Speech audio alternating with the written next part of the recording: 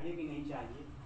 मेरा मानना है कि रिजर्वेशन होना चाहिए, लेकिन किसको मिलना चाहिए? जो उसका वास्तविक हकदार हो उसको मिलना चाहिए, चाहे वो किसी भी जाति का हो, किसी भी धर्म का हो, किसी भी लिंग का हो और किसी भी संप्रदाय से बिलोंग करता हो।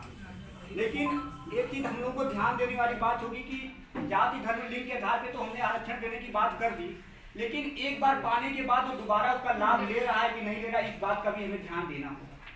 मैं उदाहरण ले रहा हूँ, इस समय वर्तमान समय में ईडब्ल्यूएस आरक्षण के प्रति लोग जो अदर एसटी एससी और जो अदर कास्ट जो हैं उसका विरोध कर रहे हैं कि इनको क्यों मिला, ये हमने से काटा गया। ठीक है, उनमें भी गरीबी है, उनको भी मिलना चाहिए, लेकिन मुझे जहाँ तक मेरे पास जो आंकड़ा है, मेरे कई दोस्त जो जनरल कास्ट से बिलोंग करते हैं वो अपने परिवार से संपन्न होते हुए भी ईडब्ल्यूएस सर्टिफिकेट बनवा लिए हैं, जिसका खामियाजा यह हो रहा है कि जो उसका वास्तविक हकदार था वो उसको प्राप्त नहीं कर पा रहा है। आज तक हम लोगों को यह कहते हुए सुना जाता था कि कहते कि घोड़े को घास खिलाकर या चना खिलाकर, उसको गधे को चना खिलाकर घोड़ा बनाया जा रहा है, उनको गधे को घोड़ा बनाने की बात कर रहे थे। लेकिन आज ये ईडब्ल्यूएस पर आरक्षण 10% देकर क्या मैं शब्द प्रयोग नहीं करूंगा, लेकिन जब उदाहरण आप लोगों ने पहले जनरेट कर दिया है, क्या इन गधे जैसे लोगों को फिर क्या घोड़ा बनाने की बात नहीं आ रही है लागू? इनको भी तो किया जा रहा है। लेकिन आरक्षण सबको मिलना चाहिए, उसकी जरूरत है। उसकी जरूरत है।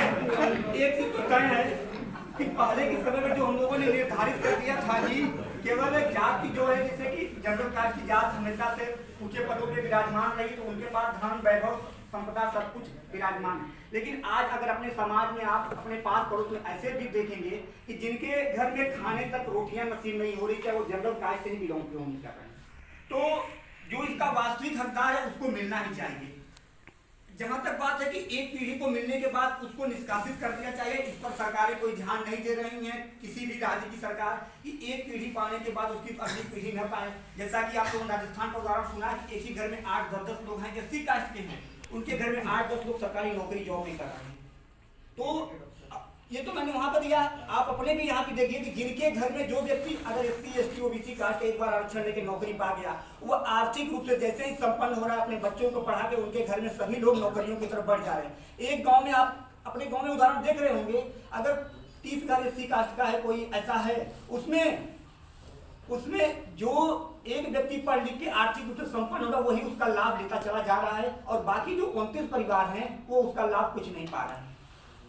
मेरा मानना है कि जैसे आरक्षण के लिए अगर हम देखें, अगर हम एक उदाहरण दें कि अगर हमको इस दीवार के उस पार देखना है, जहां पर एक जनरल का लड़का है, ओबीसी एससी एसटी का लड़का है, उसको आरक्षण देके बस वहीं तक उठाया जाए कि यह इस दीवार के उस पार देखने योग्य हो जाए। जैसे ही ये देखने के योग्य, इस दीवार के उस पार देखने योग्य हो जाता है, तो समझ लीजिए कि उसको अब आरक्षण की जरूरत नहीं है, क्योंकि वह अब इसके जनरल के बराबरी में आके खड़ा हो गया है। तो ज्यादा इस पर चर्चा न करते हुए कि काफी लंबा खुद समय हो चुका है, तो आरक्षण होना चाहिए, आरक्षण के निकास की भी व्यवस्था होनी चाहिए।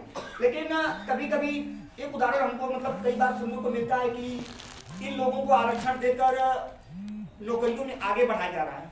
मैं इसका सबसे अच्छा उदाहरण, यहाँ पे भी बैठे हुए इंट्रेंस देकर सभी लोग आए हैं, सभी जाति धर्म के लोग आए हैं इंट्रेंस एग्जाम देकर। यहाँ पर तो मान लेते हैं कि 50 सीटें हैं, तो 20 सीटें जनरल के लिए हैं, 10 ओबीसी, 10 एसटी और 10 लड़कियों के लिए 50 सीट लड़कों का एडमिशन हो गया। यहाँ पर तो हम सभी लोग एक बराबर स्टैंड करके खड़े हो गए, किसी भी तरीके से यहाँ पे क्लास में पढ़ाई कर रहे हैं। अगर आपकी अंदर चाहे जनरल का लड़का हो, चाहे ओबीसी एससी एसटी किसी जाति का लड़का, अगर उसके अंदर क्षमता है तो उस क्लास में टॉप करके दिखाए। यहाँ पे तो कोई आरक्षण की बात नहीं लागू होगी।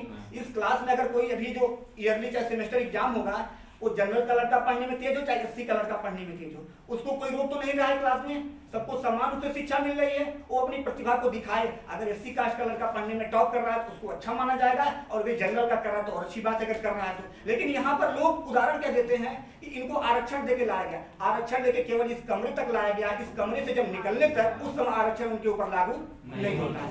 ठीक है।